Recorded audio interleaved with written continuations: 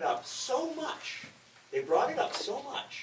that Jeff Zeleny from the New York Times was interviewing Barack Obama, the President of the United States. And at the end of a long interview, he said to the President of the United States, by the way, a lot of people say you're a socialist. Are you a socialist?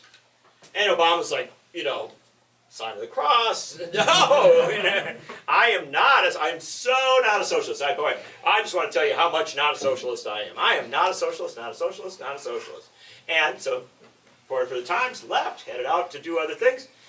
And then he's back in his office as Times reporter, and the phone rings. And something that never happens in American politics or media happened. Phone rings. It's President Obama. It's White House saying President Obama would like to talk to you. He has something he wants to clarify from that interview. Presidents never call you back. You never get, maybe an aide does, but the President of the United States? So the President of the United States comes on the phone and he says, I'm not sure I made it clear enough. I am really, totally, scorchingly not a socialist. And it was, Jeff wrote this up. It was quite an interesting thing. And you're thinking that for a moment, the entire government of the United States stopped. It halted, right?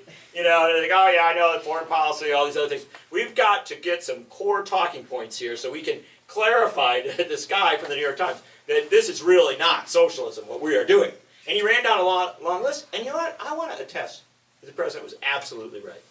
This guy is not a socialist. And I'd say that as a lead-in to what do we take off the table. You know, I like Barack Obama. I mean, he's a relatively progressive president. And yet, when he's reforming health care, right, what did we take off the table right at the start? The public health. Well, we took single payer off even before that, right? You know, so we take off single